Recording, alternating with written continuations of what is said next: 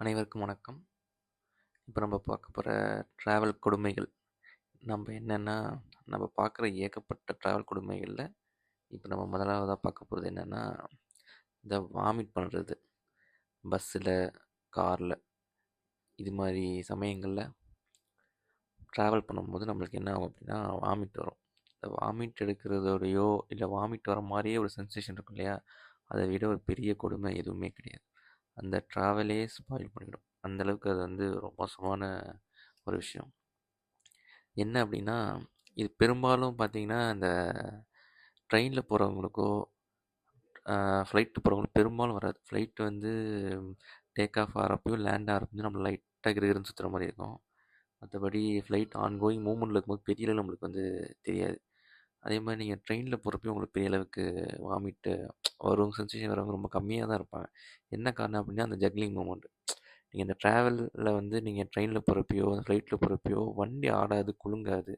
அப்போ உங்களுக்கு அந்த ஒரு சென்சேஷன் பிளாண்டாக இருக்கும். உங்களுக்கு வாமிட் எடுக்கிற மாதிரி அந்த ஃபீலிங் வராது.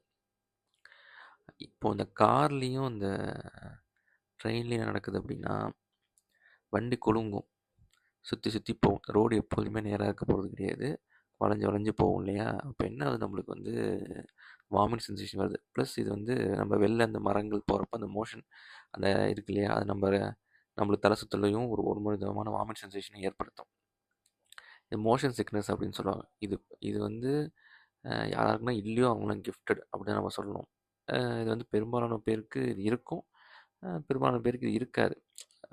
அது இல்லாதவங்க ரொம்ப சந்தோஷமாக ஃபீல் பண்ணலாம். இருக்கிறவங்க என்னைய மாதிரி ஆட்கள் அந்த ட்ராவலிங்கே அது ஸ்பாயில் பண்ணிவிடும். சின்ன பிள்ளைலேருந்து ட்ராவலுக்காண்டி எங்கேயாவது போகிறோம் அப்படின்னா முதல்ல நான் பயப்படுறதே வாமிட் வருங்கிறதுக்காண்டி தான். அது எனக்கு வந்த தாக்கம் ரொம்ப பெருசு. என்னென்னா, ட்ராவலே பண்ண முடியாது. ஏறி உக்காந்தோடனே நம்மளுக்கு அப்படியே கடகடன்னு ஆட ஆரம்பிச்சுன்னா எப்படா வாமிட் வருங்கிற மாதிரி ஆக ஆரம்பிச்சிடும். நான் ஆனால் மணிக்கணக்கில் இன்னும் எவ்வளோ நேரம் இருக்குது, எவ்வளோ நேரம் இருக்குது, இன்னும் எவ்வளோ தூரம் போகணும் அப்படின்னு கணக்கு பண்ணிக்கிட்டே இருப்பேன். ஏன்னா போய் இறங்குற வரைக்கும் நம்மளுக்கு கடுப்பாக தான் இருக்கும். பல ட்ராவலை ஸ்பாயில் பண்ணிடும். ட்ராவல் பண்ணி முடிச்சுட்டு இப்போ நான் போகிறப்பயே பல டைம் வாமிட் பண்ணியிருப்போம், தலை சுற்றி இருக்கும். இறங்குனதுக்கப்புறம் ஒரு அரை மணி நேரம் 1 மணி நேரம் என்ன இருக்கும் அப்படின்னா, அப்படியே மறுபடியும் அதே ஃபீலிங்கில் தான் இருக்கும். ஒரு 1 மணி நேரம் நார்மலாக ஆகிறதுக்கு. அப்புறமா தான் நீ அந்த ஸ்பாட்டுக்கு போக முடியும். ஸ்பாட்டுக்கு போய் பார்த்துட்டு மறுபடியும் வண்டியிலையோ பஸ்லேயோ ஏறினா சொல்லி முடிஞ்சிச்சு. மறுபடியும் கிட்டு கிட்டுன்னு சுற்ற ஆரம்பிச்சிடும். அந்த ட்ராவலே ஒட்டுமொத்த ட்ராவலுமே ஸ்பாயில் பண்ணிவிடும். இது மாதிரி என்னென்னா, சின்ன பிள்ளையில் என்ன ஆகும் அப்படின்னா, ஊருக்கு அழைச்சிட்டு போகிறது, இல்லை திருவிழாக்கு அழைச்சிட்டு போகிறது, இல்லை டூருக்கு எல்லாமே நம்ம பஸ் தானே எடுத்துப்போம். இப்போ என்ன ஒரு சிக்கலாகும் அப்படின்னா, பஸ்ஸில் ஏறி உட்காந்து எல்லாரும் ஆடுவானுங்க, என்ஜாய் பண்ணுவானுங்க, கலகலன்னு பேசுவானுங்க, சாப்பிடுவானுங்க, அந்த டைம் ஸ்பெண்ட் பண்ணுறது பயங்கரமாக பண்ணுவானுங்க. ஆனால் இங்கே என்ன பிரச்சனை நம்மளுக்குன்னா, பேசினாலோ ஃபோனை பார்த்தாலோ இல்லை உட்காந்துருந்தாலும் நம்மளுக்கு என்ன ஆகிடும்னா வாமிட் வர ஆரம்பிச்சிடும். ஸோ என்ன பண்ணிடுவோம், போனவொடனே படுத்துடுவேன். போனவொடனே கண்ணை மூடி படுத்து எதையும் பார்க்கக்கூடாது, யார்கிட்டையும் பேசக்கூடாது, ஃபோனையும் பார்க்கக்கூடாதுங்கிற சுச்சுவேஷன் தான். போனோடனே டபக்குன்னு படுத்துட வேண்டியதுதான். அப்போ என்ன ஆகிடும்னா, அந்த ட்ராவலிங்கே ஒன்றுமே எனக்கு தெரியாது.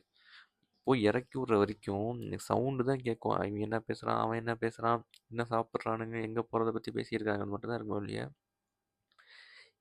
நான் கண்ணு முழிச்சு பார்க்கவே மாட்டேன், தூங்கிடுவேன். பெரும்பாலும் படுத்தே தான் இருப்பேன். ட்ராவல் அந்த இடம் வந்ததுக்கப்புறம் எழுப்பிவிடுவாங்க, இறங்கி போவேன். இதுதான் என்னோடய சின்ன வயசில் நான் ட்ராவலிங் அனுபவம்னு பார்த்தீங்கன்னா, முக்கால்வாசி நேரம் படுத்தே தான் கிடப்பேன். ஏன்னா ஏந்துச்சுன்னா வாமிட் வந்துடும். அதனால் நான் எடுத்த யுக்திகள் என்னென்னலாம் பண்ணால் வாமிட் வராமல் தடுக்கிறதுக்கு அப்படின்னு பார்த்தீங்கன்னா, அதெல்லாம் ஒரு பெரிய கூத்தாக இருக்கும். சரி, இப்போ என்ன பண்ணால் வாமிட் வராது அப்படின்ட்டு நான் என்னென்னலாம் பண்ணேன் அப்படிங்கிறத நெக்ஸ்ட் வீடியோவில் நம்ம பார்ப்போம்.